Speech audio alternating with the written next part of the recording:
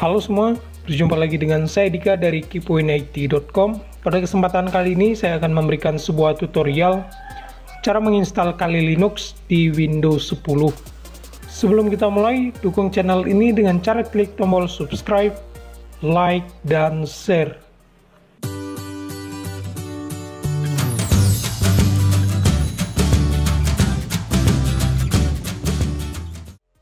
Nah, untuk menginstal Kali Linux di Windows 10, ada dua persyaratan yang harus teman-teman penuhi. Yang pertama, di komputer teman-teman sudah terinstall sebuah aplikasi yang bernama VMware Workstation.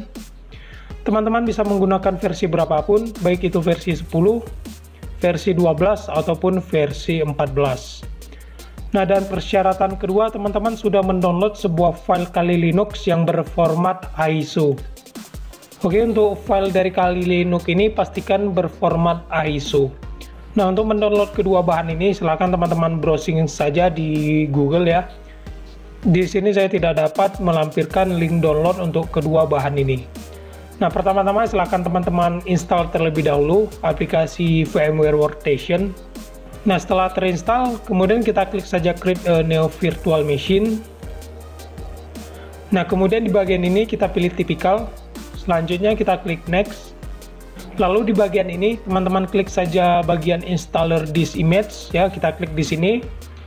Kemudian kita klik browse. Lalu kita arahkan ke file Kali Linux yang berformat ISO. Ini dia, kita klik. Kemudian kita klik open. Lalu kita klik next. Nah, di bagian ini teman-teman pilih saja Linux. Lalu di bagian version kita biarkan saja Ubuntu. Nah, kemudian kita klik next. Lalu di bagian virtual machine 6 kita ketikkan saja Kali Linux.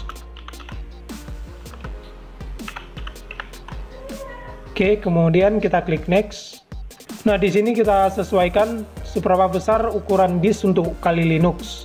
Nah, di sini saya akan memberikan 20 GB untuk sistem operasi Kali Linux. Lalu di bagian bawahnya kita pilih split virtual disk, kemudian kita klik next. Nah, lalu di bagian ini kita klik customer hardware. Oke. Nah, kemudian di bagian memori silakan teman-teman berikan seberapa besar RAM yang ingin teman-teman berikan untuk Kali Linux. Nah, di sini berhubung komputer saya mempunyai 8 GB RAM, jadi untuk Kali Linux saya akan berikan 2 GB saja ya. Kemudian kita klik di bagian prosesor. Nah, kemudian teman-teman tentukan berapa banyak prosesor yang ingin teman-teman berikan untuk sistem operasi Kali Linux. Nah, di sini saya menggunakan 4 prosesor, jadi untuk Kali Linux akan saya berikan 2 ya. Oke, untuk bagian lain kita biarkan saja secara default. Kemudian kita klik close, lalu kita klik finish. Nah, lalu di bagian ini kita klik power on this virtual machine. Nah, di sini kita klik OK. Kita klik OK. Sebentar, saya besarkan dulu. Nah, di bagian ini kita gulir ke bawah ya, kemudian kita pilih install. Nah, kita tekan tombol enter.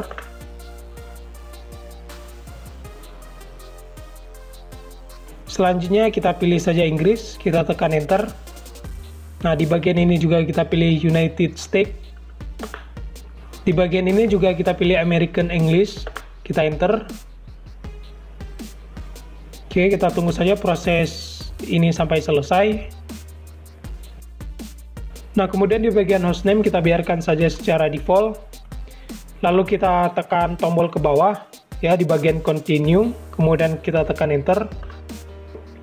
Lalu untuk bagian domain kita biarkan kosong. Lalu kita tekan tombol ke bawah di bagian continue. Kemudian kita tekan tombol enter.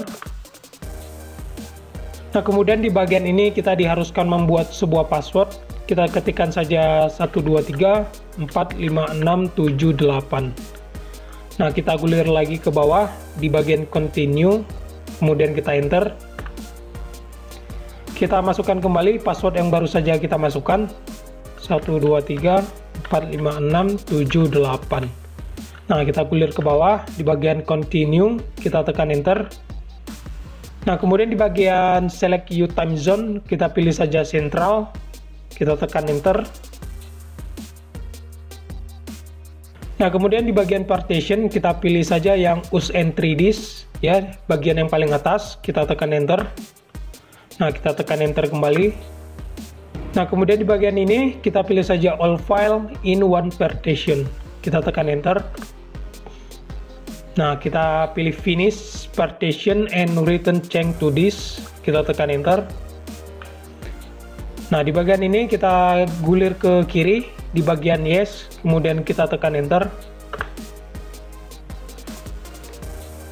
Oke, proses penginstalan sedang berlangsung, jadi silakan teman-teman tunggu hingga proses ini sampai selesai.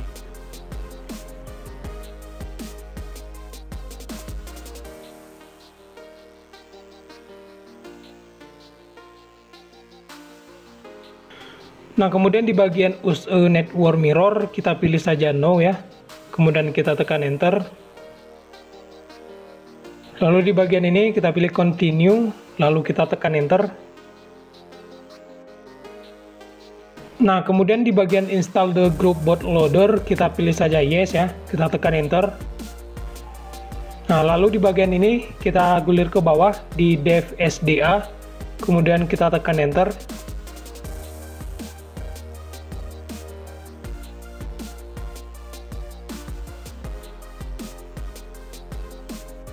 Oke, ini merupakan tampilan boot ya dari sistem operasi Kali Linux.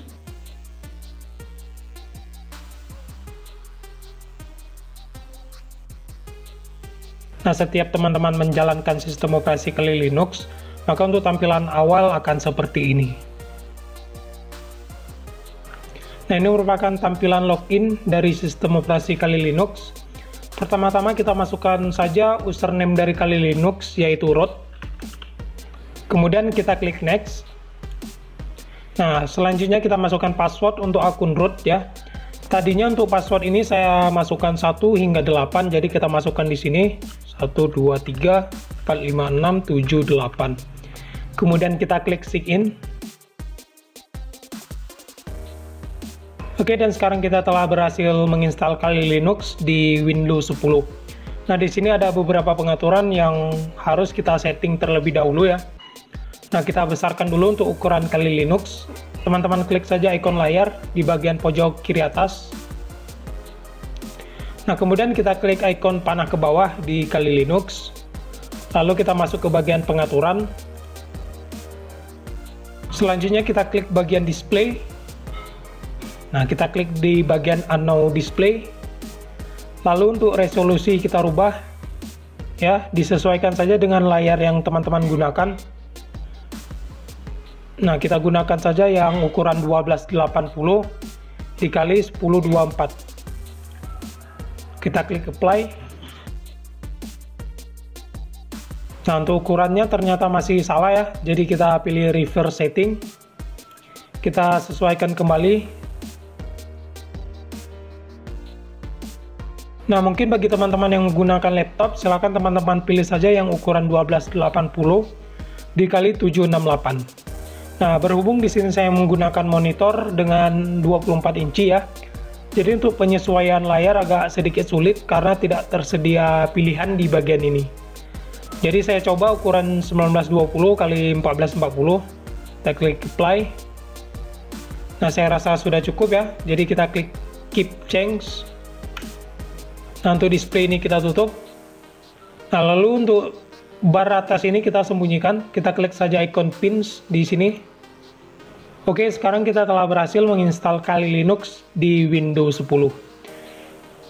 Oke, sedikit informasi bahwasanya untuk ke depan saya akan membuatkan video-video tutorial seputar Kali Linux. Bagi teman-teman yang serius ingin mempelajari sistem operasi Kali Linux, silakan teman-teman cek playlist Kali Linux di channel Kepoin IT. Oke, mungkin sekian video kali ini, semoga bermanfaat. Jika ada pertanyaan silakan tulis di kolom komentar. Dan jangan lupa subscribe untuk mendapatkan pemberitahuan jika ada video terbaru dari kami. Sampai jumpa.